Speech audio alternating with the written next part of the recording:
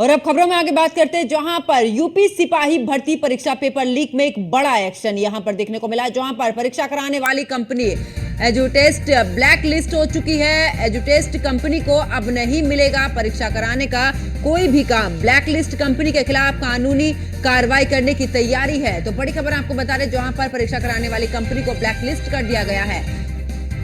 एजुटेस्ट company को अब नहीं मिलेगा परीक्षा कराने का कोई भी काम, क्योंकि उसे ब्लैकलिस्ट और ब्लैकलिस्ट कंपनी के खिलाफ कानूनी कार्रवाई करने की भी तैयारी जो है वो अब की जाएगी। तो बड़ी खबर आपको बता दें, जहां पर यूपी परीक्षा जो भर्ती है पेपर लीक में एक बड़ा एक्शन यहां पर लिया गया है। परीक्षा कराने वाली कंपनी एजुटेस्ट ब्लैकलिस्ट कर दी गई है और इस दौरान एजुटेस्ट जो ब्लैकलिस्ट कंपनी है वो अब नहीं मिलेगा उसे परीक्षा कराने का कोई भी काम। और इसको लेकर एक्शन को लेकर यानी कि ब्लैकलिस्ट कंपनी के खिलाफ कानूनी कार्रवाई करने की तैयारी भी है।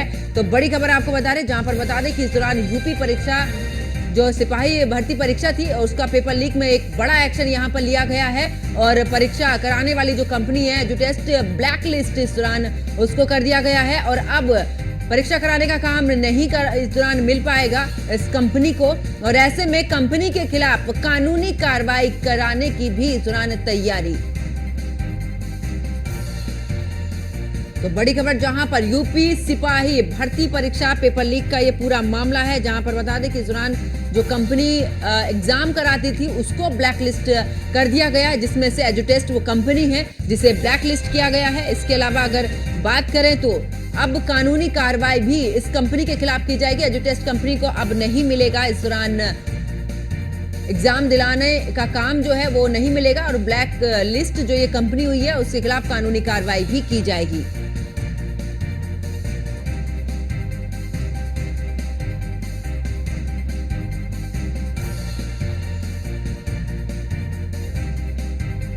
तो एजुटेस्ट कंपनी को अब नहीं मिलेगा परीक्षा कराने का कोई भी काम।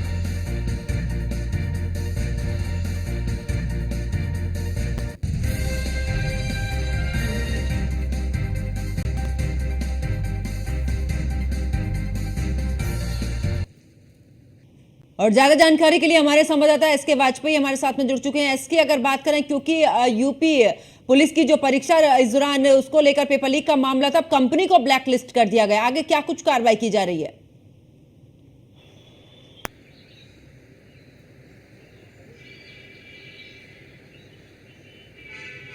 एसके, आवाज मिल पा रही है?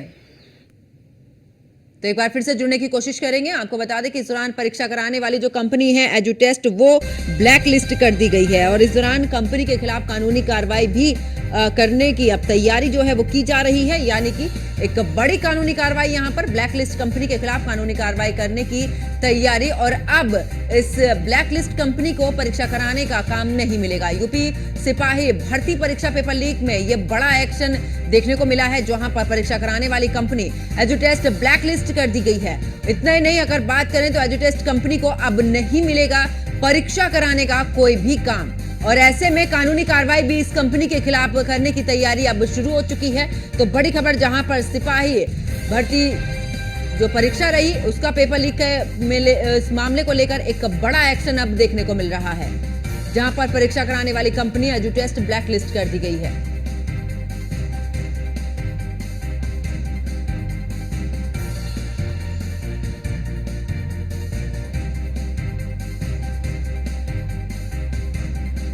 और ज्यादा जानकारी के लिए एक बार फिर से हमारे संवाददाता एसके वाजपेयी हमारे साथ में जुड़ चुके हैं। एसके, अगर बात करें तो जो परीक्षा करा इस दौरान पेपर लीक का मामला रहा है यूपी पुलिस का, उसमें एक बड़ा एक्शन यानी कि अब एजुटेस्ट जो कंपनी है उसको ब्लैकलिस्ट कर दिया गया है, क्या कुछ कार्रवाई आगे? बिल्कुल निश्चित तौर पर ये फरवरी का मामला है, जब 17-18 फरवरी को उत्तर प्रदेश में पुलिस भर्ती का पेपर हुआ था। हालांकि उस दौरान पेपर लीक हो गया, पूरे मामले की जांच एसटीएफ को दी गई और एसटीएफ ने जब पूरे मामले की जांच की थी तो ये सारी चीजें निकलकर सामने आई थी कि एजुटेस्ट जो कंपनी है जिसने इस पूरे पेपर छपाई से लेकर सप्लाई तक का जिसको काम दिया गया था, उस कंपनी के कर्मचारियों के द्वारा ही ये पेपर लीक कराया गया था। हालांकि पूरे मामले में लगातार उत्तर प्रदेश पुलिस और एसटीएफ की तरफ तरफ से एक्शन लिया जा रहा है इस पूरे मामले में। जो कंपनी है, जिस कंपनी के पास इसकी जिम्मेदारी थी एजुजेस्ट, उसको ब्लैकलिस्ट कर दिया गया है। मतलब अब उत्तर प्रदेश में होने वाली किसी भी परीक्षा में अब उसको किसी भी स्तर पर शामिल नहीं किया जाएगा। साथ ही साथ इस कंपनी के खिलाफ लगातार वैधानिक कानूनी कार्रवाई भी की जा रही है, जिसको लेकर उत्तर प्रदेश पुलिस भर्ती प्रोन्नति बोर्ड की तरफ से यूपी एसटीएफ को जांच मिलने के बाद संबंधित दस्तावेज और डॉक्यूमेंट्स एसटीएफ को उपलब्ध करा दिए गए हैं। चूंकि एसटीएफ लगातार जो ये कंपनी संचालक है उसको नोटिस देकर पूछताछ के लिए बुला रही है। हालांकि 4 बार नोटिसों के बावजूद आरोपी अभी तक पुलिस के पास अपनी पूछताछ के दौरान बयान दर्ज कराने के लिए नहीं पहुंचा है, जिसको लेकर पुलिस पूरी तरीके से मुस्तैद है। उम्मीद है कि जल्द ही यूपी एसटीएफ की तरफ से आरोपी कंपनी संचालक को भी गिरफ्तार किया जा सकता है। हालांकि इस मामले में पहले ही करीब आधा दर्जन लोगों की गिरफ्तारी हो चुकी है। पुलिस ने जो भी तथ्य थे, जो भी चीजें थी,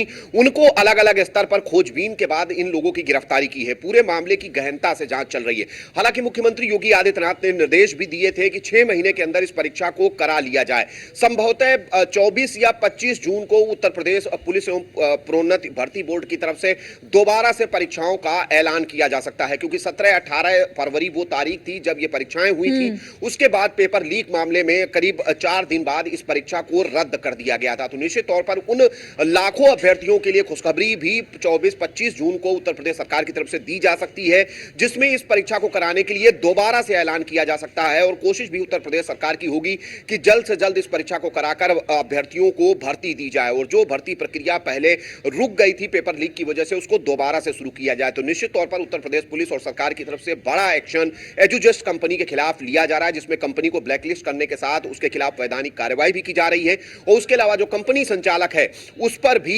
लगातार एक्शन लेने की तैयारी उत्तर प्रदेश एसटीएफ की तरफ से की जा रही है। हालांकि पूरे मामले में 4 बार उसको नोटिस देकर पूछताछ के लिए बुलाया गया, लेकिन बावजूद इसके अभी तक आरोपी अपना बयान दर्ज कराने के लिए नहीं पहुंचा है। उम्मीद है जल्द ही उसकी भी गिरफ्तारी होगी, जिसके बाद एसडीएम उसके बयान दर्ज करेगी और पूरे मामले को लेकर क्या कुछ उसकी भूमिका है, ये सारी चीजें तय होंगी। बिल्कुल। चलिए, बहुत बहुत शुक्रिया इसके बाद हमारे साथ जुड़ने के लिए, तमाम जानकारी साझा करने के लिए।